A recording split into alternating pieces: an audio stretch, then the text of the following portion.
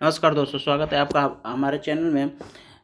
हम इससे पहले की वीडियो में इंडेक्स को देख चुके थे और फिर से अभी इंडेक्स और भी हैं, इनको हम इस वीडियो में देखते हैं। तो स्टार्ट करते हैं आज का वीडियो जलवायु परिवर्तन प्रदर्शन सूचकांक 2020 से, है ना। तो जलवायु परिवर्तन प्रदर्शन सूचकांक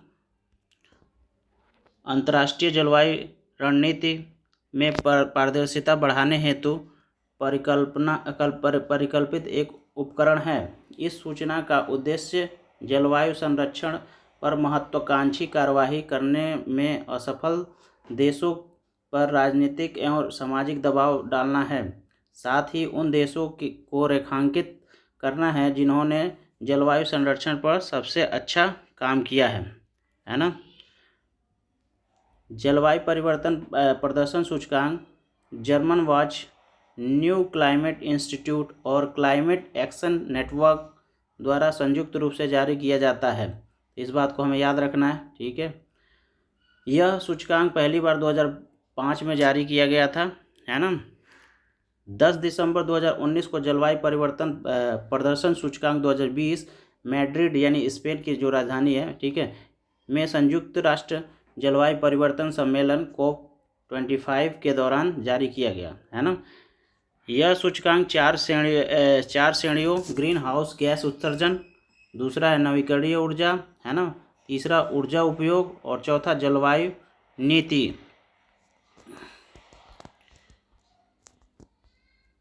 के अंतर्गत 14 संकेतकों पर देश के समग्र प्रदर्शन के आधार पर जारी किया जाता है, ठीक है। COP25 के अध्यक्ष चिली को पहली बार जलवायु परिवर्तन पथ प्रदर्शन सूचकांक में शामिल किया गया, ठीक है। इसमें कोई भी देश समग्र रूप से सभी सूचकांक श्रेणियों में उत्कृष्ट प्रदर्शन नहीं कर सका, इसलिए एक बार फिर समग्र रैंकिंग में पहले 3 स्थान रिक्त रहे, ठीक है। वर्ष 2020 के जलवायु परिवर्तन प्रदर्शन सूचकांक में स्वीडन को शीर्ष स्थान प्राप्त किया है ना। शीर्ष 3 स्थान रिक्त रखे जाने के कारण स्वीडन सूचकांक में चतुर्थ क्रम पे है। इस सूचकांक में डेनमार्क को 5वां, मोरक्को को 6ठा स्थान प्राप्त है ना। इस वर्ष के सूचकांक में G20 समूह के केवल 2 देश, है ना, वो है यूके और भारत, उच्च प्रदर्शन करने वाले देश में सूची में शामिल हैं, ठीक है। सूचकांक में पहली बार चिली 11वां स्थान यानी 11वां स्थान पोजीशन पे पथ प्रदर्शन में सूची में शामिल है, ठीक है। सूचकांक में अंतिम स्थान यानी 61वें स्थान पर संयुक्त राज्य अमेरिका को प्राप्त हुआ है। यह प्रथम अवसर है जब इस सूचकांक में सऊदी अरब को अंतिम स्थान प्राप्त नहीं हुआ है, ठीक है। तो जलवायु परिवर्तन पथ सूचकांक में जो देश हैं वो हैं, देखिए 3 स्थान पे तो कोई देश नहीं है, चौथे स्थान पे स्वीडन है, 5वें स्थान पे डेनमार्क है, 6ठे स्थान पे मोरक्को है और 7वें स्थान पे यूनाइटेड किंगडम है, 8वें स्थान पे लिथुआनिया है, 9वें स्थान पे भारत है ना, और 10वें स्थान पे फिनलैंड है। तो भारत को याद रखना है कि 9वें स्थान पे है। भारत ने पहली बार जलवायु परिवर्तन प्रदर्शन सूचकांक में शीर्ष 10 देशों में जगह बनाई। वर्ष 2020 के जलवायु परिवर्तन प्रदर्शन सूचकांक में भारत को 9वां स्थान प्राप्त हुआ, तो पता ही है पहले से। वर्ष 2019 के इस सूचकांक में भारत को 11वां स्थान प्राप्त हुआ था, ठीक है। अब है इक्वाडोर ओपेक से बाहर होने का निर्णय कर लिया, ठीक है। पेट्रोलियम निर्यात देश का संगठन ओपेक है ना, एक अस्थायी अंतर सरकारी संगठन है जिसकी स्थापना सितंबर 1960 में 5 देश, कौन कौन से देश हैं, ईरान, इराक, कुवैत, सऊदी अरब और वेनेजुएला के मध्य बगदाद में एक समझौते पर हस्ताक्षर के द्वारा हुई थी। वर्तमान में ओपेक देशों की कुल संख्या 14 है ना। तो 1 अक्टूबर 2019 को इक्वाडोर ने तेल निर्यातक देश संगठन ओपेक की सदस्यता छोड़ने का निर्णय लिया है, ठीक है। यह निर्णय 1 जनवरी 2020 से प्रभावी हुआ, है ना।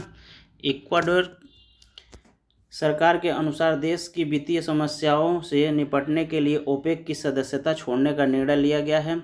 इक्वाडोर ओपेक में वर्ष 1973 में शामिल हुआ था, लेकिन स्वैच्छिक रूप से वर्ष 1992 में इस संगठन से बाहर हो गया था।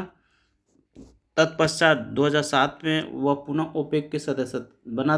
ठीक है, इक्वाडोर के बाहर होने के पश्चात 1 जनवरी 2020 से ओपेक देशों की सदस्यों की संख्या कितनी हो जाएगी? 13। इस बात को हमें ध्यान रखना है।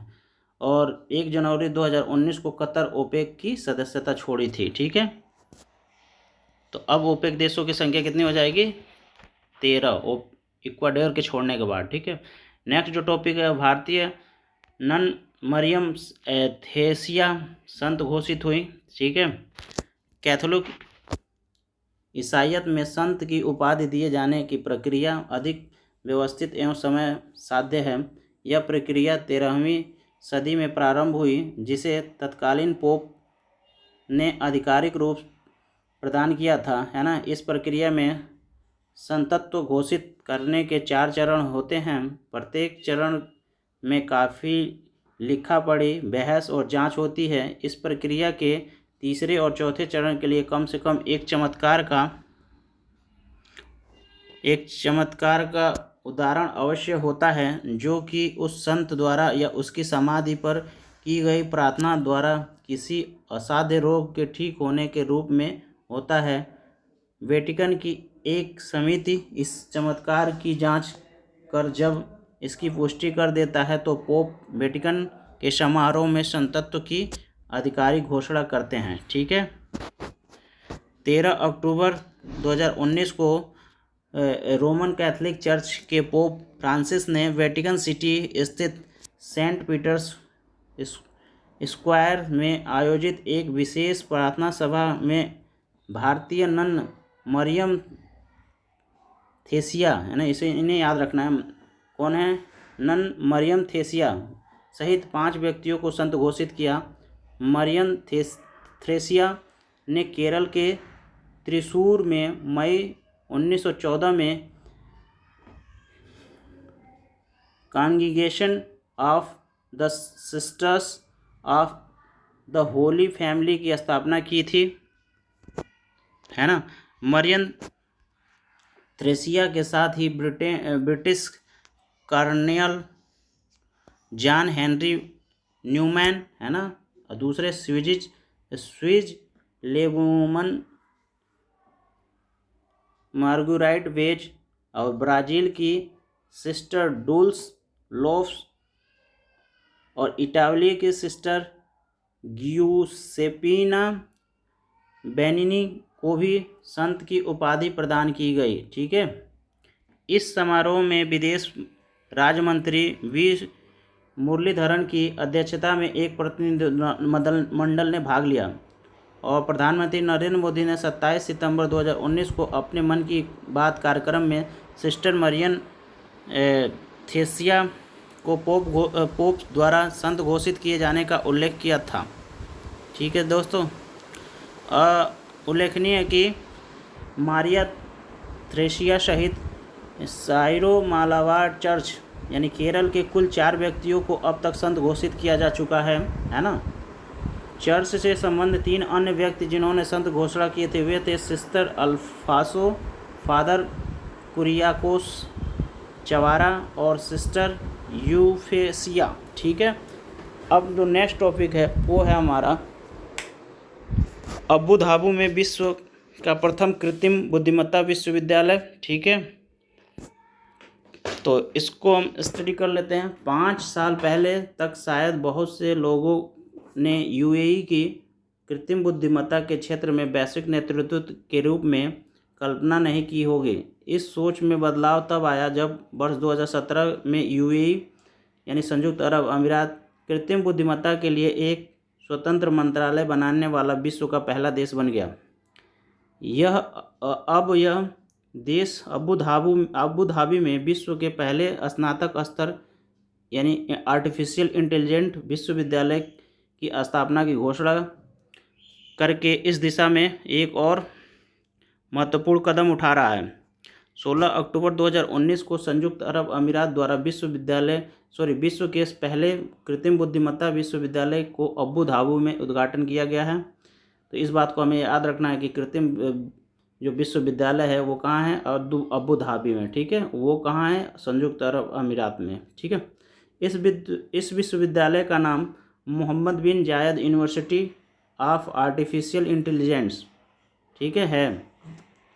इस विश्वविद्यालय का नाम अबू धाबी के क्राउन प्रिंस शेख मोहम्मद जायद अल नाहयान के नाम पर किया गया है, ठीक है। यह विश्व का प्रथम स्नातक स्तरीय अनुसंधान आधारित कृत्रिम बुद्धिमत्ता विश्वविद्यालय है ना। अबू धाबी की तीसरी न्यायिक भाषा हिंदी होगी, है ना।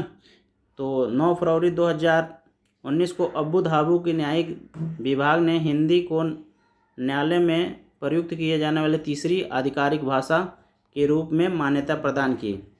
अभी तक अबू धाबी की अदालत में अरबी और अंग्रेजी भाषा का प्रयोग किया जाता था, है ना।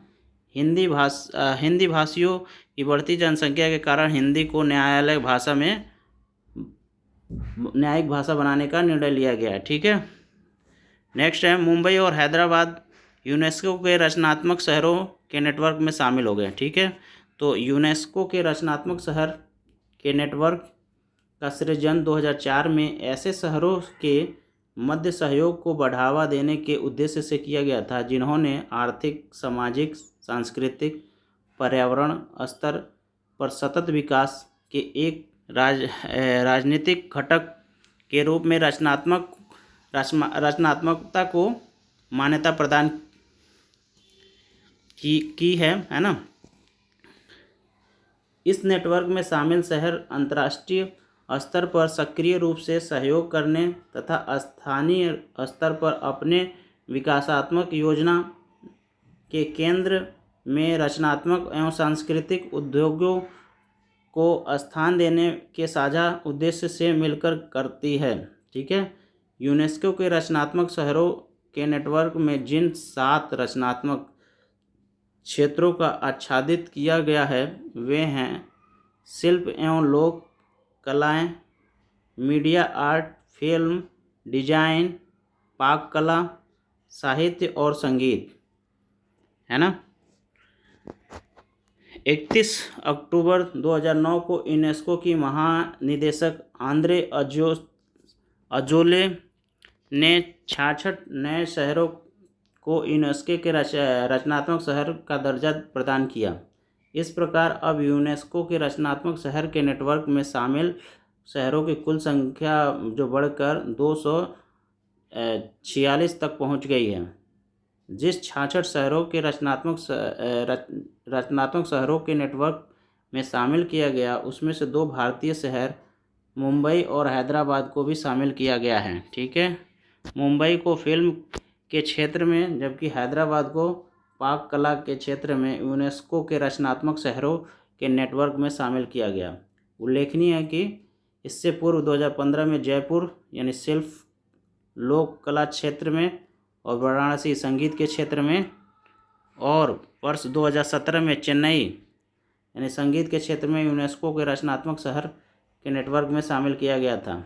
31 अक्टूबर को संयुक्त राष्ट्र महासभा ने विश्व शहर दिवस के रूप में घोषित किया गया है, ठीक है। नेक्स्ट जो टॉपिक है वो है जलवायु परिवर्तन पर पेरिस समझौता यानी रूस द्वारा अनुसमर्थन, ठीक है। तो इसमें देख लेते हैं वर्ष 2015 में पेरिस समझौता, और पेरिस समझौता किस लिए हुआ था ये भी देख लेते हैं। जलवायु परिवर्तन की चुनौतियों से निपटने के लिए UNFCCC है ना UNFCCC के पक्षकार द्वारा हानिकारक गैसों के उत्सर्जन कम कर ग्लोबल वार्मिंग से निपटने हेतु किया गया एक समझौता है, ठीक है। इस समझौते के तहत 21वीं शताब्दी के औसत तापमान में पूर्व औद्योगिक युग के औसत तापमान के स्तर से 2 डिग्री सेल्सियस से अधिक वृद्धि नहीं होने दी जाएगी, ठीक है। देश का यह प्रयास होगा कि वैश्विक तापमान वृद्धि 1.5 डिग्री सेल्सियस के स्तर तक रखा जाए, ठीक है। साथ ही इसमें विकासशील देशों को कार्बन उत्सर्जन में कमी के लक्ष्य की प्राप्ति हेतु $100 बिलियन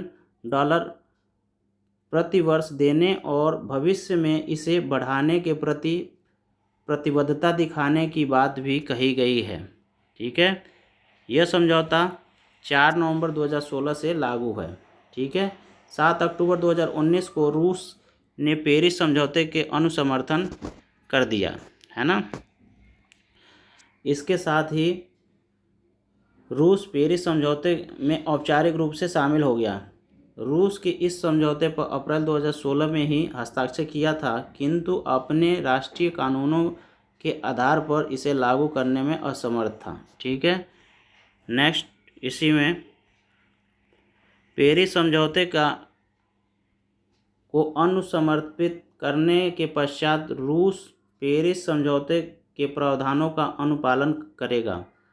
हालांकि UNFCCC के अंतर्गत एक गैर एनेक्स देश के रूप में रूस विकासशील देशों की जलवायु कार्रवाई को संचालित करने के लिए वित्तीय संसाधनों को उपबंध करने हेतु बाध्य नहीं होगा, है ना। 4 नवंबर 2019 को संयुक्त राज्य अमेरिका ने जलवायु परिवर्तन पर पेरिस समझौते से बाहर होने के अपने निर्णय से अवगत कराने हेतु संयुक्त राष्ट्र को एक औपचारिक सूचना प्रेरित कर दी, है ना। इस प्रकार पेरिस समझौते के अनुच्छेद 28(1) तथा 2 के तहत अमेरिका 4 नवंबर 2020 को इस समझौते से बाहर हो जाएगा, है ना।